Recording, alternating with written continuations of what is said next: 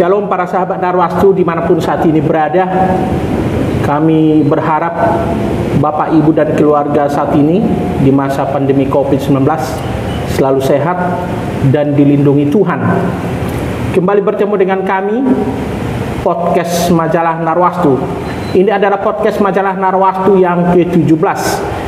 Seperti yang sudah berulang kali kami sampaikan, selain Majalah Narwastu menerbitkan majalah dalam edisi cetak sekali sebulan, ada media online, juga ada podcast.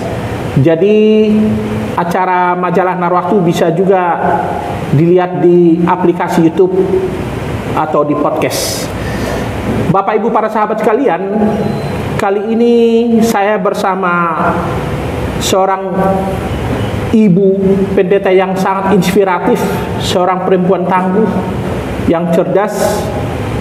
Beliau adalah salah satu penasehat Majalah Narwastu, Ibu Pendeta Dr. Sarah Pipi MPC PSD. Beliau sehari-harinya adalah Ketua Umum Sinode Gereja Kristen Getsemani. Dulu beliau juga mantan Ketua DPP Persatuan Inteligensia Kristen Indonesia bidang teologi dan kerohanian. Saat ini juga pembina Yayasan Anugerah Bina Bangsa dan pernah menerbitkan renungan bulanan yang kita kenal dulu untuk kaum profesional pijak. Dan yang unik, beliau juga seorang hamba Tuhan atau pendeta yang terbiasa melayani orang-orang marginal seperti pemulung, juga gelandangan, juga tidak ragu-ragu untuk melayani korban bencana alam, bahkan korban gempa seperti di Nias, di Gunung Merapi, bahkan di Jawa Barat dulu. Juga melayani di lembaga pemasyarakatan dan juga pernah melayani kaum selebriti atau artis Kristen di Indonesia. Baik, banyak hal yang mau kita tanyakan ke beliau, terutama soal pelayanan di masa pandemi COVID-19. Saya sapa beliau. Shalom Ibu Pendeta Sarah Pipi. Shalom Pak Jondro. Ibu bisa buka masker Bu ya? Boleh ya, saya buka masker. Ya. Puji Tuhan. Kita bisa berbincang Bu ya? Iya. Ini kita sudah 2 tahun lebih Bu menjalani masa pandemi COVID-19 sejak Maret 2020. Ibu selama ini sangat aktif melayani di berbagai daerah, di acara KKR. Kemudian bahkan Ibu ke Bandung pun masih nyetir sendiri mobil Bu ya. Gimana Ibu rasakan masa pandemi COVID 2,5 tahun ini dalam aktivitas pelayanan Ibu? Baik. Selama masa pandemi boleh dikatakan aktivitas di luar rumah lebih banyak terhenti, dan saya lebih banyak melakukan aktivitas di dalam rumah. Tentunya bukannya diam, tetapi di masa-masa pandemi hampir 2,5 tahun itu saya memberikan motivasi kepada jemaat-jemaat ya, motivasi kepada wanita-wanita Kristus. Ternyata sekalipun kita di dalam rumah, tetapi kita boleh melakukan perkara-perkara yang Tuhan ingin kita lakukan. Memang saya lebih banyak waktu-waktu itu saya gunakan untuk berdiam diri di dalam hadirat Tuhan. Saya mencoba mencari suara Tuhan dan saya sangat bersyukur. Dengan masa pandemi 2,5 tahun saya merasa sangat diberkati. Diberkati di sini adalah saya dapat bersekutu dengan Tuhan dan saya lebih mengerti apa itu pikiran Tuhan. Karena selama ini banyak yang keliru dalam pikiran saya tentang Tuhan. Tapi di masa-masa pandemi saya bergaul akrab dengan Tuhan. Saya mengerti apa rancangan Tuhan sesungguhnya, apa itu berkat Tuhan. Sehingga setelah saya berdiam dalam hadirat Tuhan, saya mulai menghubungi wanita-wanita, khususnya ibu-ibu rumah tangga. Lalu saya tanya potensi mereka apa, sehingga mereka saya ajak bergerak, yuk lakukan dari dalam rumah. Itu yang pintar masak, saya suruh mereka apa yang kalian bisa masak ya. Mereka masak. Lalu yang pintar memanage, yang banyak kenalan, tolong kalian tawarkan ke teman-teman kalian. Kita buka PO. ada masakan ini, dan semua tetap bergerak dari dalam rumah. Sehingga firman Tuhan yang mengatakan ketika kita menghadapi ujian, saya betul-betul memegang 1 Tesalonika 5 ayat 16 sampai 18. Di sana dikatakan bersukacitalah senantiasa dan tetaplah berdoa serta mengucap syukur, karena itu yang Tuhan inginkan. Tentunya ada satu pertanyaan, apa iya di saat pandemi, bahkan ketika saya mau melayani, waktu itu ada undangan dari Narwastu, dalam perjalanan saya siap untuk menyampaikan firman Tuhan, tiba-tiba anak saya katakan, "Mama, saya positif." Saya kaget, karena apa? Satu hari sebelumnya, sebelum saya datang ke Narwastu, itu saya ketemu sama anak saya, sama putri saya, di mana pada saat itu ulang tahun dari cucu saya.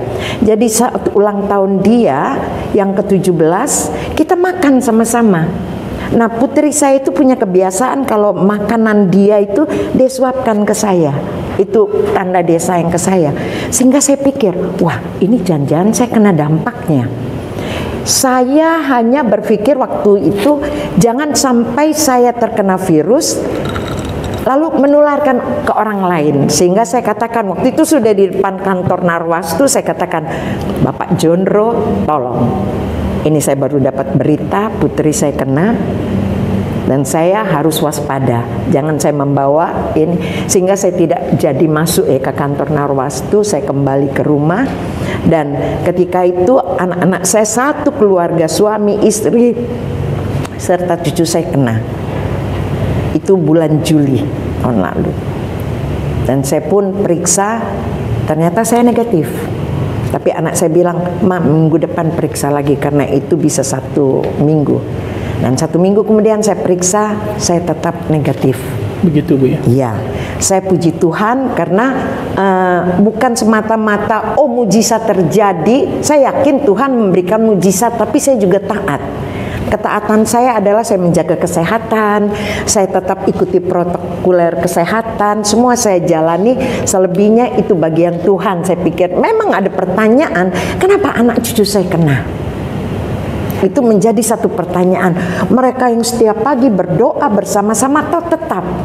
Dan itu memang Tuhan izinkan terjadi. Bahkan orang-orang percaya yang taat sekalipun sempat kena. Itu menjadi satu pertanyaan bagi saya. Sehingga saya banyak bertanya kepada Tuhan, sambil saya tetap memberikan motivasi kepada wanita-wanita Kristus yang lain.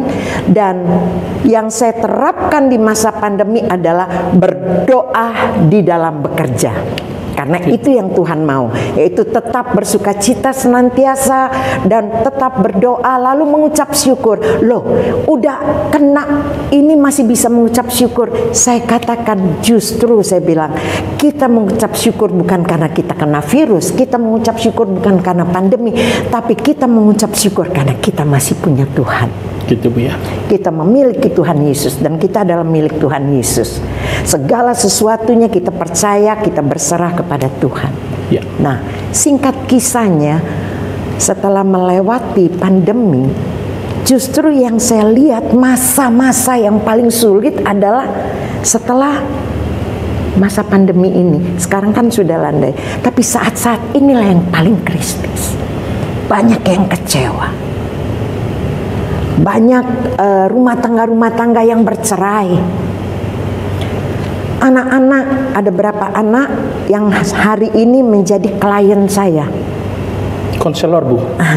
Saya menjadi konselor karena saya punya background psikologi pendidikan. Jadi mereka itu ada yang mengalami goncangan jiwa ya, karena mereka nggak bisa bersosialisasi, lalu mereka banyak menghabiskan waktu mereka dengan gadget. Ini dampaknya sangat berat bagi anak-anak, khususnya anak-anak yang berusia dari 7 sampai 20 tahun. Gitu, Bu ya. Ya. Dan ini saya hadapi sampai sekarang, ada beberapa yang menjadi klien saya yang saya masih berikan terapi untuk mereka. Selama ini Ibu sangat peduli pada keluarga-keluarga, terutama kaum ibu. Bahkan di kantor sinode gereja ini, Ibu pernah membuat pelatihan atau pembekalan kepada kaum ibu untuk karya tulis, untuk peneguhan iman. Boleh tahu Bu, kenapa Ibu sangat tertarik untuk membekali kaum ibu? Boleh dijelaskan Bu? Di belakang pria yang hebat ada wanita yang cerdas. Begini, saya karena saya wanita dan boleh dikatakan saya mengalami single parents beberapa tahun. Lalu ketika saya menghadapi kehidupan, anak-anak saya masih kecil, lalu saya harus membekali mereka untuk tetap sekolah, membekali mereka untuk bagaimana mereka menjalani kehidupan di luar rumah, karena saya nggak bisa 24 jam mendampingi anak-anak saya. Lalu saya juga harus menjadi ibu yang menjadi tulang punggung bagi keluarga. Adik-adik saya, semua orang tua saya masih membutuhkan bantuan saya. Sehingga saya bersyukur pada Tuhan. Walaupun saya pernah berdoa sama Tuhan, Tuhan, saya ini laki-laki apa perempuan ya Tuhan? Kenapa kok banyak tugas laki-laki yang harus saya kerjakan? Saya cari uang, saya didik anak, saya harus menjadi tulang punggung keluarga, saya katakan. Tapi setelah saya bergaul dengan Tuhan, saya mengerti bahwa sebagai wanita yang dilahirkan, di situ dikatakan wanita ini sebagai penolong. Di Alkitab dikatakan penolong itu Roh Kudus. Sehingga saya melihat banyak wanita-wanita yang mereka itu menjadi lemah. Saya tidak membandingkan bahwa saya lebih kuat dari mereka, tidak. Tetapi saya ingin melengkapi. Yuk wanita-wanita, yuk kita bergandengan tangan yuk.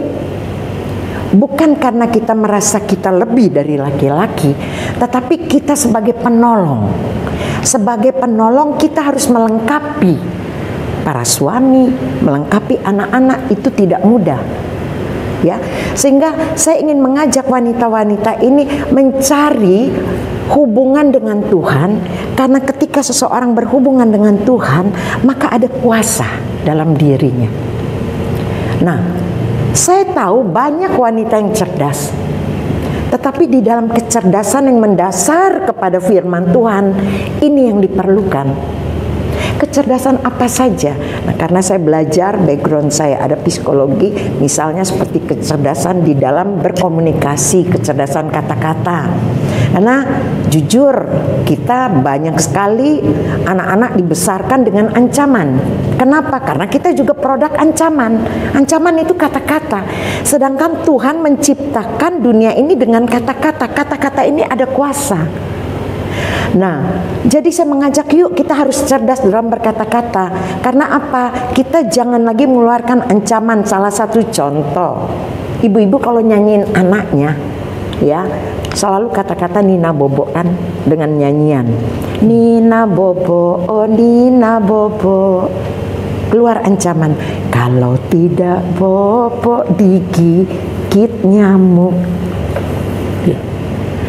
Bayangkan kata-kata yang sebenarnya untuk memberkati, untuk berdoa bagi anak-anak kita, karena keterbatasan kita mengeluarkan ancaman. Nah, dengan wanita cerdas ini saya berbagi untuk saling melengkapi. Jadi bukan saya ngajar gitu, enggak. Apa pengalaman ibu-ibu? Satu hal, saya pernah dengar kesaksian.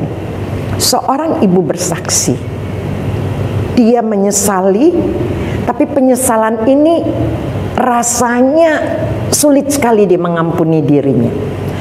Dia tidak pernah membentak. Dia hanya kalau marah sama anaknya laki-laki, dia katakan apa? Dasar anak tidak berguna. Berulang kali kata-kata diucapkan sehingga ketika anak ini berusia 17 tahun, ini kisah nyata. Si anak menulis di sehelai kertas, dia katakan, ibu, sekarang anak yang tidak berguna ini tidak akan menyusahkan ibu lagi, tidak akan membuat ibu sedih lagi. Kenapa? Anak ini terbujur dingin. Setelah menulis kata-kata itu, dia bunuh diri. Bisa dibayangkan seorang anak yang dibesarkan setiap hari dia harus mendengarkan kata-kata ibunya ketika tidak menyenangkan atau tidak melakukan hal yang seperti ibunya inginkan. Si ibu katakan, dasar anak tidak berguna. Itu ya. Kata-kata ini tidak dengan amarah, Iya. Mungkin hanya nyeletuk, dan ibu ini mungkin sekali tidak menyadari. Iya. Dulu ibu sering mengatakan begini, kalau sebuah keluarga atau bangsa ingin sejahtera atau damai atau rukun, kita membutuhkan kaum ibu atau perempuan sebagai tiang doa. Betul. Kita kaitkan dengan yang ibu sampaikan tadi, bagaimana penjelasan ibu? Betul. Tiang doa di sini, karena berdoa itu nggak selalu kita berlutut ini. Berdoa itu penting, yaitu dia seorang ibu itu dia mempersembahkan korban mezbah pujian untuk Tuhan. Tetapi ini di penghujung zaman, berdoa di dalam bekerja. Ini tugas wanita. Seorang wanita yang selalu berdoa, ketika melihat sesuatu yang tidak seperti yang dia inginkan, dia akan langsung terkontak. Tuhan Yesus tolong. Tuhan Yesus tolong. Itu yang saya jalani, yang saya alami.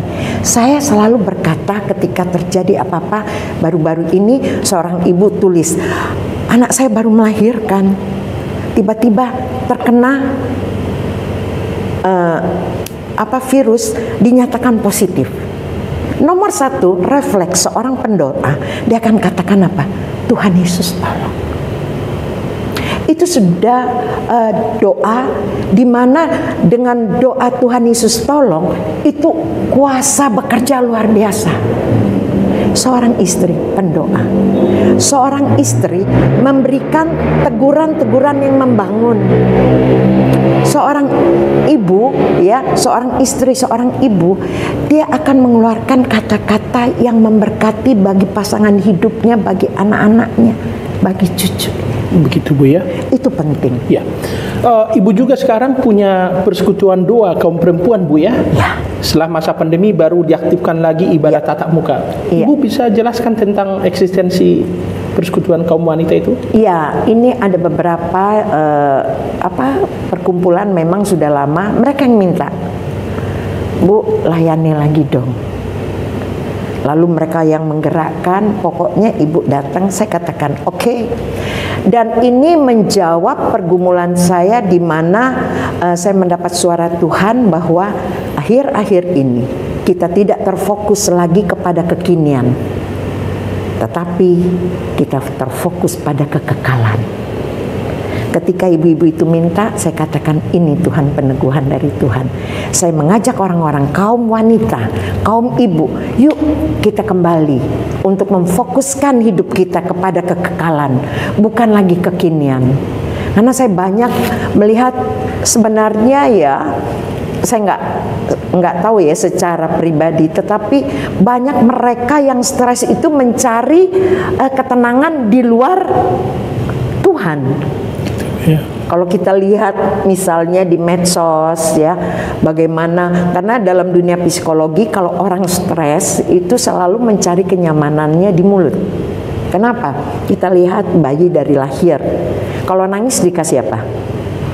Kasih empeng supaya diem. Ya, jadi di mulutnya ini dia ngempeng, terus dia tenang, dia bisa diam. Nah, di sini saya melihat bahwa banyak orang-orang yang stres sekarang ini, mereka mencari makan. Gitu ya. Pindah-pindah, satu harian yuk kita kuliner. Sedangkan doa, dalam doa Bapa kami, berikanlah kami makanan yang secukupnya. Gitu Bu ya. Nah, di sini saya ingin mengajak. Jadi ketika ibu-ibu minta saya, Bu, layani lagi, yuk kita kumpul, kita belajar. Kita belajar, kita fokus kepada kekekalan, bukan fokus kepada kekekalan diem aja, no. Tetapi apa yang harus saya lakukan? Cari suara Tuhan. Tuhan, apa yang Tuhan ingin saya lakukan? Gitu Bu ya. Itu dari lintas gereja Bu, persekutuan doa. Ya. Gitu ya. Jadi interdenominasi ya. Jadi Kristiani yang Katolik juga ikut dalam persekutuan. 2 tahun yang lalu sebelum masa pandemi, Ibu juga sering mengikuti atau menjadi pembicara di berbagai KKR di daerah seperti NTT, Nusa Tenggara Timur. Termasuk setiap Natal Ibu menjelajahi daerah Jawa Barat, Jawa Tengah, Jawa Timur hingga Yogyakarta untuk melayani gereja-gereja kecil. Nah, bagaimana sekarang Bu? Ini kan pandemi sudah makin melandai. Oke. Pandemi semakin melandai, tapi dampak dari pandemi ini berat sekali. bukan hanya masyarakat bawah, tapi para pengusaha pun, ya, gereja-gereja pun mengalami dampak dari pandemi ini. Bahkan ada beberapa pengusaha sampai mengatakan, saya undur dulu deh pelayanan. Sampai begitu, Bu ya? Ada yang nggak kuat menghadapi tekanan demi tekanan. Memang waktu saat-saat sebelum pandemi melandai, itu saya mendapat, waktu saya berdoa itu saya mendengar suara Tuhan yang diletakkan di hati saya agar saya membawa Indonesia bermazmur bagi Tuhan. Saya berpikir, bermazmur bagi Tuhan, oh saya butuh peneguhan ini, apakah ini suara Tuhan atau suara hati saya? Dan saya bawa dalam doa, saya katakan, Tuhan, kalau memang Tuhan menginginkan saya melakukan, saya mau taat, tapi saya butuh peneguhan dari Tuhan. Lalu ada ajakan, ya kita coba dulu, ini bulan kemarin ya, bulan Juli. Bulan Juli, karena saya juga baru mulai gereja di bulan Februari. Kita baru buka, jadi Februari, Maret, April, Mei, Juni, Juli. Nah di Juli ini saya katakan, ada yang mengajak saya ke Manado. Penyegaran iman ya kalau istilah di gereja-gereja sana. Saya bilang saya doa dulu. Dan saya berdoa, saya katakan, Tuhan, kalau Tuhan yang minta, Tuhan juga yang akan siapkan segala sesuatunya. Kami pergi berangkat ke Manado, dan saya melihat luar biasa. Banyak jiwa-jiwa yang sudah mulai rasa letih, lesu, seperti berbeban berat ya. Dan semua khotbah yang saya sudah siapkan itu Tuhan nggak pakai. Lalu saya pikir, kenapa? Kok saya digiring malam hari sebelum acara penyegaran iman, saya dibawa baca di dalam damai sejahtera yang kuberikan tidak dapat kau dapatkan dari dunia ini. Ternyata saya diingatkan kembali bahwa waktu Yesus mau datang ke dunia, dikatakan oleh malaikat, dialah yang akan memberikan damai sejahtera. Itu saya baca. Lalu saya pikir, saya diminta untuk menyatakan kembali pokok dari Injil, ya. Pokok dari penginjilan adalah mendapatkan damai sejahtera dari Tuhan. Dan saya mengerti ketika saya berdiam diri, ini sudah di Manado ini, saya berdiam diri, lalu saya tanya lagi sama Tuhan, ternyata damai sejahtera ini adalah kekuatan yang Tuhan berikan bagi umatnya di tengah badai. Damai sejahtera ini yang Tuhan berikan adalah damai sejahtera yang memberikan kemampuan untuk menyelesaikan masalah demi masalah. Jadi seluruh umat Kristen diajak untuk mulai bermazmur bagi Tuhan. Nggak mudah di tengah tekanan akibat pandemi, kita memuji, menyembah. Dan saya yakin, percaya bahwa Tuhan mengirimkan yang tadi Pak Jorol katakan, artis-artis, pemuji-pemuji itu ada di gereja saya. Gitu Bu ya. Dan saya katakan, berangkat kita nggak ada dana, masing-masing keluar. Dan mereka katakan siap. Jadi beli tiket masing-masing. Iya. Si Tuhan. Lalu kami berangkat di situ dan kita melihat ada kelegaan, dan saya yakin percaya firman Tuhan digenapi bahwa Tuhan bertata di atas pujian dan penyembahan umatnya. Ya. Dan ketika Tuhan bertata, itu ada sesuatu yang dahsyat, yaitu Tuhan memberikan kembali, melengkapi kembali umatnya dengan damai sejahtera yang daripadanya. Damai sejahtera tidak bisa kita dapatkan dari suami atau istri kita. Damai sejahtera nggak bisa kita dapatkan dari anak-anak kita. Dan ketika saya sampaikan itu luar biasa, saya sendiri pun mendapat kekuatan. Sehingga firman Tuhan yang dibagikan menjadi pedang bermata dua, berlaku bagi yang mendengarkan juga saya. Itu saya mendapat peneguhan dari Tuhan. Begitu Bu ya. Apa Indonesia Bermazmur ini diadakan di berbagai daerah Bu, untuk memberikan semangat juga atau motivasi pada gereja-gereja seperti yang Ibu bilang dulu. Pendeta pun banyak terdampak secara ekonomi akibat pandemi Covid. Kolekte yang tadinya katakanlah sangat signifikan, tiba-tiba jemaat terdampak, gereja juga terdampak, dan banyak juga pengusaha yang tadinya sering membantu gereja-gereja di daerah, akhirnya menghentikan bantuan. Apa begitu, Bu? Pak Jonro, betul. Ini nggak bisa saya sendiri lakukan, nggak bisa. Tapi saya percaya bahwa ketika Tuhan katakan, Tuhan akan siapkan bendahara-bendahara surgawi yang mereka siap untuk terlibat. Ayo, saya bisa menyanyi, saya bisa memuji, saya bisa berdoa. Ayo sama-sama. Ya, saya nggak bisa sendiri. Ada mungkin pengusaha, kami nggak punya dana. Kami nggak punya waktu untuk melakukannya. Tapi kami punya mungkin dana yang bisa kami bagikan mensupport tim yang akan berangkat dalam waktu dekat ini. Kami akan ke Jawa Barat, Jawa Tengah, Jawa Timur. Kalau Tuhan inginkan, kami bisa sampai ke Bali. Kita melawat mereka yang rindu, mereka yang berbeban berat, yang mau untuk terlibat masuk dalam bermazmur bagi Tuhan, pujian, penyembahan. Kita akan adakan. Saya nggak tahu Tuhan mau pimpin kemana, tapi yang saya tahu garis besarnya kita akan ke Jawa Barat, Jawa Timur, Jawa Tengah. Siapapun nanti yang ini dapat menghubungi kami. Begitu Bu ya. Kita akan datang ya, mungkin seperti daerah Solo, semua siapa yang sediakan tempatnya. Jadi dari Solo semua kumpul ya, gitu, Bu, ya. Dengan pemuji penyembah. Dan saya yakin ketika pujian penyembahan kita naikkan, hadirat Tuhan bertata. Apa Indonesia Bermazmur ini juga Bu sembari membantu para hamba-hamba Tuhan yang kurang mampu secara ekonomi berarti Bu? Ya, bisa.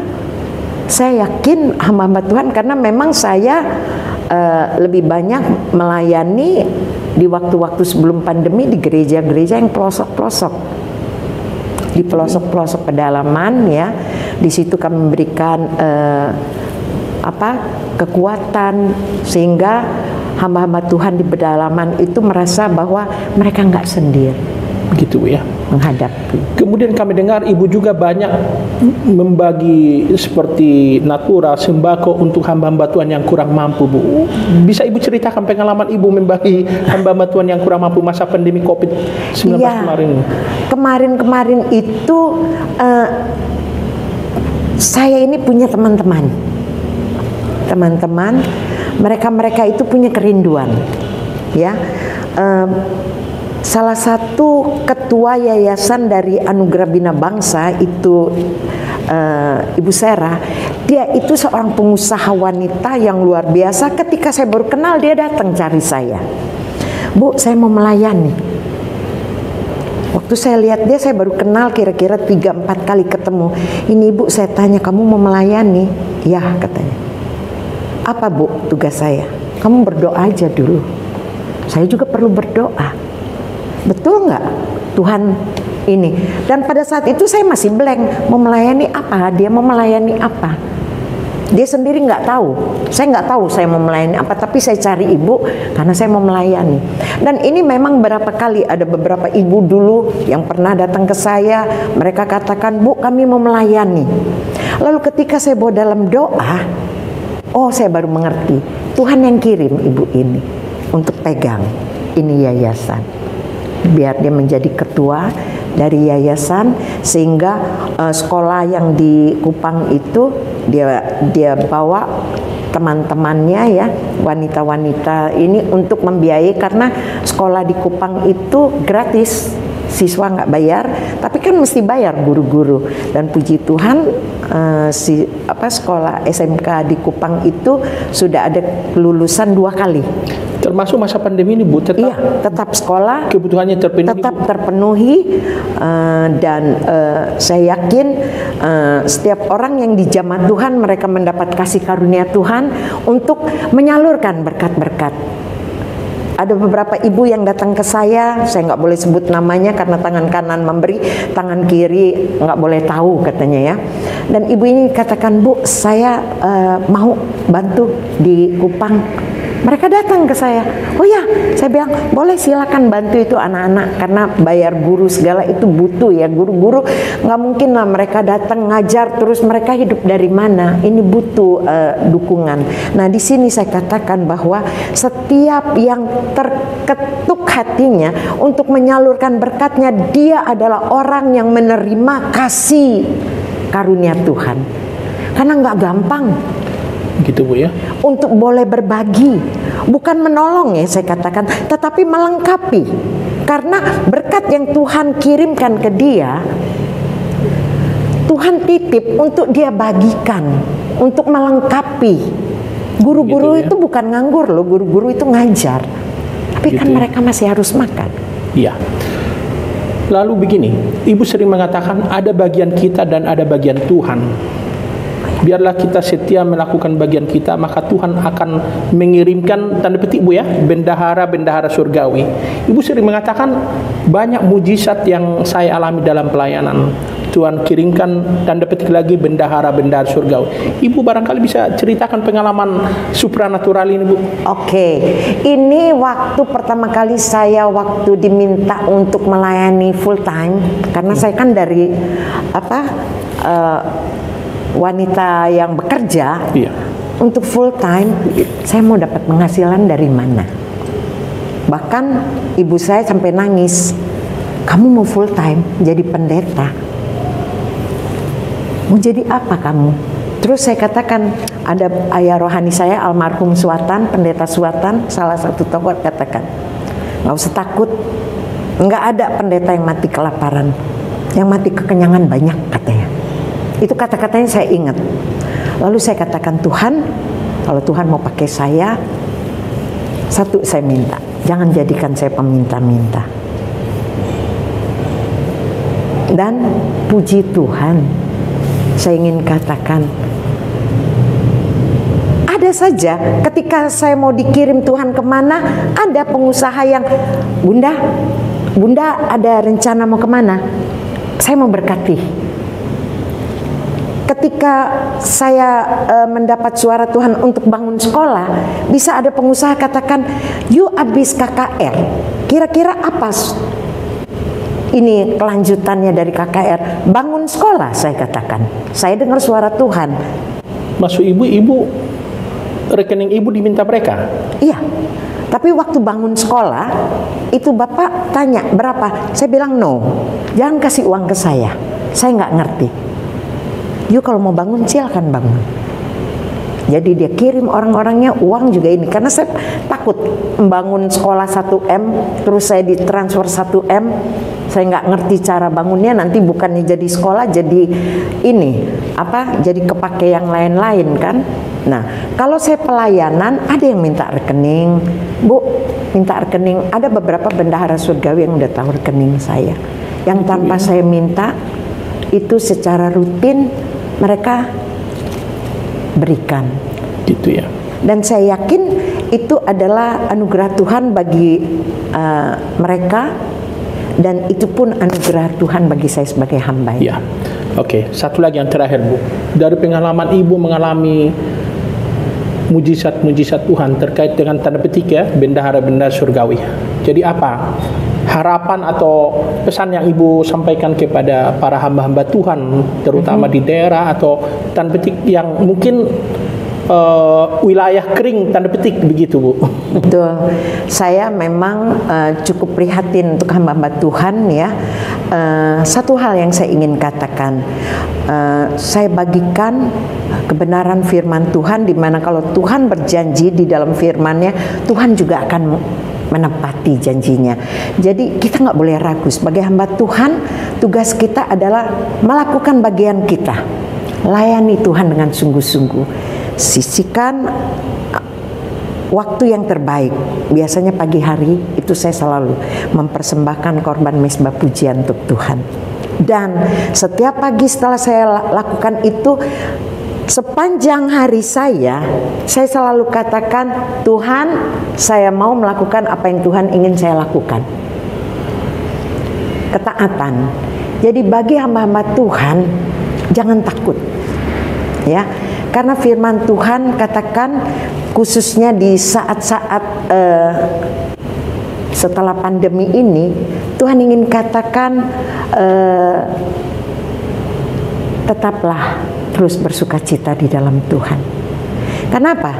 Kalau pikiran kita negatif, bukan pikiran Tuhan yang ada dalam pikiran kita, maka damai sejahtera dalam diri kita ini tersingkir.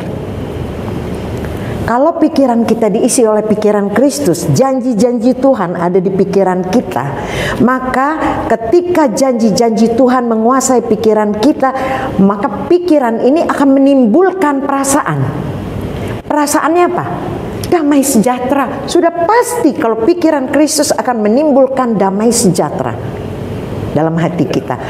Kalau damai sejahtera itu ada di dalam hati kita, maka perasaan akan mengaktifkan tingkah laku kita. Tingkah laku kita apa? Roh Kudus akan membakar kita untuk tetap melakukan apa yang Tuhan ingin kita lakukan. Kita tetap semangat, jangan takut, jangan takut. Tuhan akan menggerakkan orang-orang pilihan Tuhan untuk menyalurkan berkat-berkat-Nya bagi setiap hambanya yang sungguh-sungguh mengandalkan Tuhan. Gitu Bu ya. Ya. Baik, para sahabat Narwastu, itulah perbincangan kita yang begitu menginspirasi, meneguhkan iman dari seorang ibu pendeta yang tangguh, Ibu Pendeta Dr. Sarafi PPSD, salah satu penasehat majalah Narwastu yang juga Ketua Umum Sinode Gereja Kristen Getsemani. Kiranya kita mendapat pencerahan iman dari perbincangan kami ini. Akhirnya kami undur diri. Kepada Bapak Ibu para sahabat, kami sampaikan tetap patuhi protokol kesehatan. Kita jaga kesehatan supaya tetap bisa eksis dalam masa pandemi COVID-19 ini. Shalom, salam sehat, salam kasih Narwastu, dan Tuhan memberkati kita sekalian.